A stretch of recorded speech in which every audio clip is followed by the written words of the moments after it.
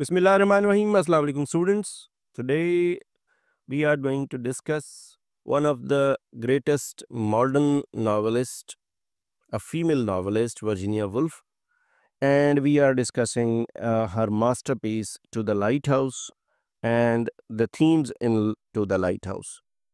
To the lighthouse Virginia Woolf का एक legendary novel जो कि 20th सेंचुरी के स्टार्ट में लिखा गया।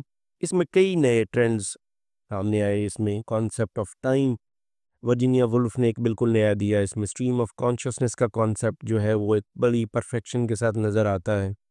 कॉन्सेप्ट ऑफ आर्ट नज़र आता है और बहुत सारी ऐसी चीज़ें।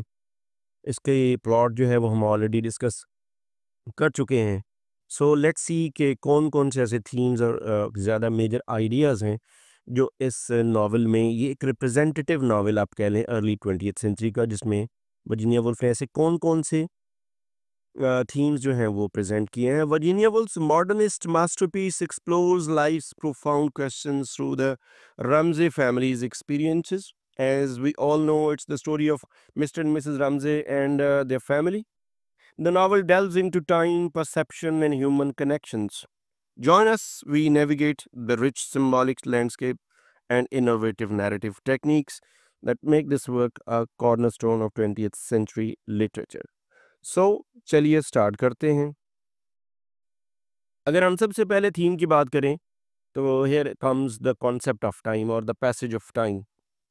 पहली बात तो ये क्लियर कर लें कि there are two types of time जो हम लाइफ में या अपनी डे टू डे लाइफ में हम एक्सपीरियंस करते हैं। वन इज़ क्लॉक टाइम, जो कि क्लॉक के मुताबिक चलता है सुबह से लेकर शाम तक, रात तक। That is called clock time.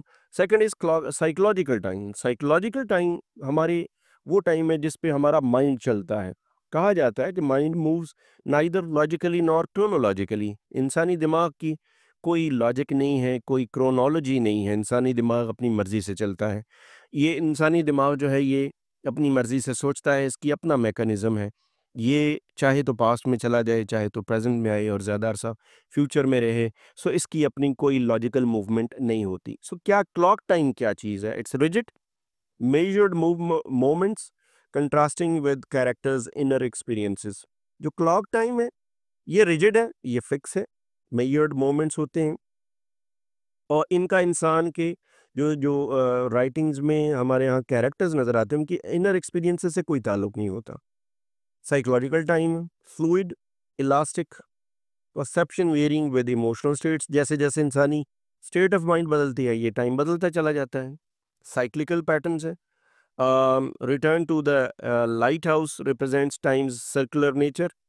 तीसरा एक माइनर एस्पेक्ट है टाइम का वो है साइक्लिकल पैटर्न। जैसे मौसमों का पैटर्न होता है कि गर्मी है, summer, then comes spring, autumn, then comes winter, then comes spring. ये एक साइक्लिकल पैटर्न है। तो साइक्लिकल पैटर्न हमें टू द लाइट हाउस में भी नज़र आता है। पहले हिस्से में हमें एक मूवमेंट नज़र आती है स्टोरी की, प्लॉट की, फिर वक्त गुजरता है, मौसम बदलते हैं और फिर एंड पे हमारे पास हम एक बिल्कुल अलग से टाइम पैटर्न में शामिल हो जाते हैं। टेम्पोरल गैप्स हैं, 10 year jump in time passes section highlighting life's impermanence. अब चौथी जो एक टाइम का एस्पेक्ट है इस नावल के अंदर वो है टेम्पोरल गैप्स। इंसानी लाइफ में बाज़ औक़ात बड़े लंबे वक्फे होते हैं, जैसे 10 साल का वक्फा, 10 साल का एक इंटरवल जो है वो दिखाया गया। सो एक टाइम की मुख्तलिफ डायमेंशंस जो हैं वो वर्जीनिया वुल्फ ने प्रेजेंट की हैं इस नावल में। द सर्च फॉर मीनिंग एक बहुत बड़ा थीम। मिस्टर रमजेस रैशनलिज्म, ये एक बेसिकली आप कह लेंगे एक फिलोसॉफिकल थीम है। मिस्टर रमजे की अपना रैशनलिज्म है। He seeks truths through logical inquiry and academic philosophy. His linear thinking leads to existential anxiety. He is tapped in intellectual pursuits. He struggles with legacy and mortality fears. वो ज़्यादा logical वे में, ज़्यादा academic अंदाज से linear thinking है अपनी existence के बारे में, इंसान की एग्जिस्टेंस के बारे में। मैथमेटिकल, ज़्यादा एम्पिरिकल, ज़्यादा रैशनल थिंकिंग है मिस्टर रमजे की। इमोशनल नहीं है, उनके अंदर फीलिंग के अमल दखल नहीं है, रीज़न बेस्ड ज़्यादा है। दूसरी तरफ मिसेस रमजे हैं, उनका अपना इंट्यूशन का लेवल है। She creates meaning through human connections and domestic harmony. She is very caring, she is very loving, she is a mother of children. और she is very hospitable. She receives a lot of guests there at summer house. Her dinner parties become transcendent moments. Dinner parties करती हैं, अपनी life को उन्होंने busy किया हुआ है, तो उनके यहाँ ज़रा इमोशनल और ज़्यादा इंट्यूटिव एलिमेंट मौजूद है उनकी लाइफ की फिलासफी में. She searches meanings in care, love and emotions, while Mr. Ramsey searches emotions, meanings of life in rationalism. Mrs. Ramsey finds purpose in nurturing others and creating ephemeral moments of unity. उनकी अपनी एक care वाला element है. Lily Briscoe जो कि artist है, she is the friend of Mrs Ramsay. Artistic vision है, इनकी अपनी फिलॉसफी है. She searches meanings in art. She searches for truth through creative expression and observation. Her painting becomes her way of ordering chaos. Chaos को order देना एक painting के जरिए, एक ऑर्डर के जरिए, and order in the form of art. Here lies the Virginia Woolf's concept of art, that we are living a life of chaos. There is chaos everywhere. That chaos can be ordered, that chaos can be managed only if we put all such things in order in the form of art. Painting है, lily का जो artistic vision है वो painting के जरिए उसके अपने जो क्रिएटिव एक्सप्रेशन है वो उसकी सूरत में सामने आता है. Art becomes her path to understanding life's underlying patterns. उनके नज़दीक, लिली के नज़दीक लाइफ को समझने का एक ही तरीका है कि आप आर्ट के ज़रिए उसको एक्सप्रेस करें और उसको लेके चलें. The nature of reality and perception. Individual consciousness है. Each character unique lens shapes their reality. हर कैरेक्टर का अपना एक यूनिक लेंस है लाइफ को परसीव करने का. लाइफ को परसीव करना अपनी सेंसेस के ज़रिए और अपनी सिक्स्थ सेंस के ज़रिए हर कैरेक्टर अपने अलग अलग तरीके से लाइफ को परसीव करता है, अपने मीनिंग्स को क्रिएट करता है, सर्च करता है. स्ट्रीम ऑफ कॉन्शियसनेस है narrative technique that is revealing characters inner thoughts, back and forth movement of human mind. Fragmented narrative है multiple perspectives creating composite truths. अलग अलग किस्म के नैरेशन है. फ्रेगमेंटेड नैरेटिव पहले में एक तरह का नैरेटिव है, थर्ड पर्सन नैरेटिव है, सेकंड में टाइम गुजरता है, तीसरे में एक और तरह का नैरेटिव सामने आ जाता है. शेयर्ड एक्सपीरियंसेस है, rare moments of unified perception and understanding. Unified perception बाज़ औक़ात हमें एक से ज़्यादा कैरेक्टर्स का एक टाइप का, एक ही कैरेक्टर का मुख्तलिफ तरह का, और बाज़ औक़ात मुख्तलिफ कैरेक्टर्स का एक ही तरह का एक्सपीरियंस हमें भी मिलता है इस नावल के अंदर. Woolf challenges the notion of objective reality, suggesting truth emerges from overlapping objective experiences. Subjective experience. Truth जो है वो मुख्तलिफ तरह के subjective experiences में की overlapping से पैदा होता है. Characters rarely perceive the same event identically. Characters एक ही तरह का event बार बार experience नहीं करते. Gender roles and identity है. Mrs. Ramsey is facing, she is the symbol of traditional femininity, and lily Briscoe is challenging conventions. ये दो ख़वातीन हैं, दोनों की अलग अलग आप कह लें कि जेंडर रूल्स हैं. Mrs Ramsay, she is beauty and social grace as a power. She is symbol of self sacrifice for family harmony. Is domestic, adopting domestic sphere as domain. On the other hand Lily जो है, she is unmarried artist pursuing creative vision, और शादीशुदा नहीं है. She is symbol of resistance to expected female role. Resist करती है जो female norms है उनको. And inner, she is the symbol of inner struggle against external judgement. So दो अलग अलग तरह के हमें जेंडर रोल्स नज़र आते हैं इन फीमेल. मैस्कुलिनिटी में आ जाएं तो मैस्कुलिन वल्नरेबिलिटी की एग्जांपल है हमारे पास है mister Ramsay. Intellectual achievement as worth. उनके नज़दीक आपकी ज़िंदगी की सबसे बड़ी जो वर्थ है ये है कि आपने इंटेलेक्चुअली फ़िलोसॉफिकली कितना कुछ क्रिएट किया है. He is in need for female reassurance. वो एक ऐसे साहब हैं कि जिनको बार बार अपनी फ़ीमेल पार्टनर से या अपने इर्द गिर्द की फ़ीमेल से उनकी प्रेज़ चाहिए है, रीअश्योरेंस चाहिए कि वो बहुत लायक हैं, बहुत कम्पिटेंट हैं. He is the symbol of emotional dependence beneath authority. Authority भी उनके पास है लेकिन वो इमोशनली डिपेंडेंट है, इमोशनली इंडिपेंडेंट नहीं है. अथॉरिटी भी चाहते हैं जबकि इमोशनली वो डिपेंडेंट है. उनकी इस अथॉरिटी की जो ज़िम्मेदारी है वो भी उनके इर्द-गिर्द के उनके पार्टनर, उनके रिलेटिव्स हैं. The power of memory. Memory एक बहुत बड़ा एक यहाँ पर थीम है. Preservation. First, characters hold tight to memories of loved ones. Mrs. Ramsay lives on through others' recollections after her death.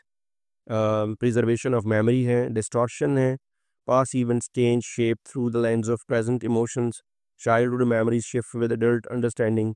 Distort भी होती है memories, childhood memories Aahista Aahista जैसे जैसे वक्त गुजरता है with the passage of time, when you grow up तो आपकी जो चाइल्डहुड मेमोरीज है वो ब्लर करना शुरू हो जाती हैं. व्हेन यू ग्रो ओल्ड, जब आपकी एज ज़्यादा हो जाती है तो आपकी यूथ की और चाइल्डहुड की जो मेमोरीज हैं वो आहिस्ता आहिस्ता डिस्टॉर्ट होना शुरू हो जाती हैं.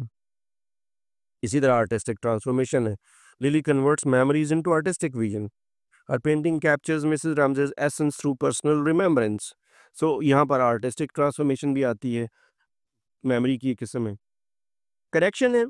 Shared memories create bonds between characters. एक से ज़्यादा कैरेक्टर्स की एक ही तरह की एक्सपीरियंसेस ऑफ लाइफ और उनका एक्सचेंज और उनका आपस का म्यूचुअल एक्सप्रेशन जो है, इससे भी एक कनेक्शन और एक बॉन्ड पैदा होता है.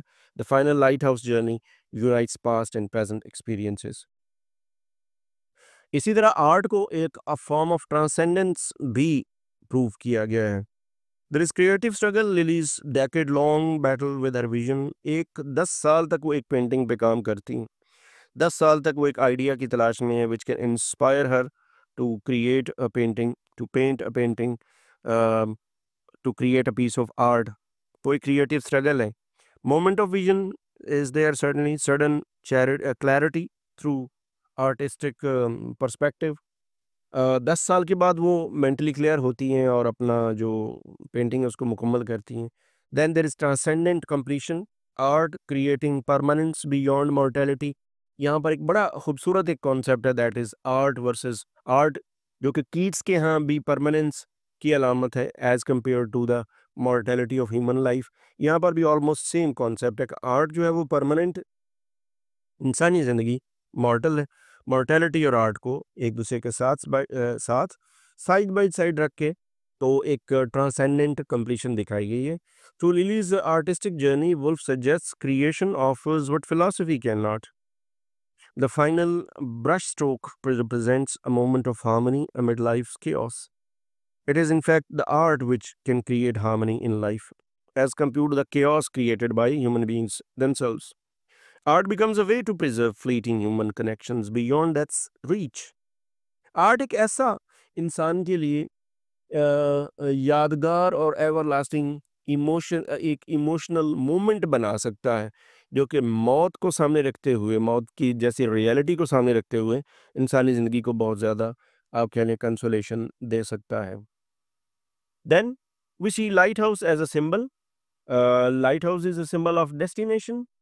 क्योंकि ये लोग बच्चा जो था, छोटा बच्चा, वो जाना चाहता था और इसी तरह डेस्टिनेशन है उसके लिए represents human goals and aspirations. The journey matters more than arrival. इसी तरह लाइट हाउस जो है ये इल्यूमिनेशन का है, इंस्पिरेशन का है. It symbolises clarity amid life darkness, beacon of understanding and insight. It is also symbol of subjectivity, means different things to each character. Lighthouse different characters के लिए different किस्म की जो है वो इंटरप्रिटेशन और हैसियत रखता है. It reveals how perspective shapes meanings and of course it is the symbol of stability. It endures while human lives remain transient. It is a constant presence across time. Symbol एक lighthouse जो है ये symbol of stability है. तो light house एक बजाते खुद एक बहुत बड़ी सिंबल है, और symbol of destination, illumination, subjectivity and stability. ये चंद एक इम्पॉर्टेंट थीम्स थे. इन थीम्स से रिलेटेड अगर कोई आपके माइंड में क्वेश्चन या कमेंट करना चाहें तो you are free to comment and free to question. Thanks for watching.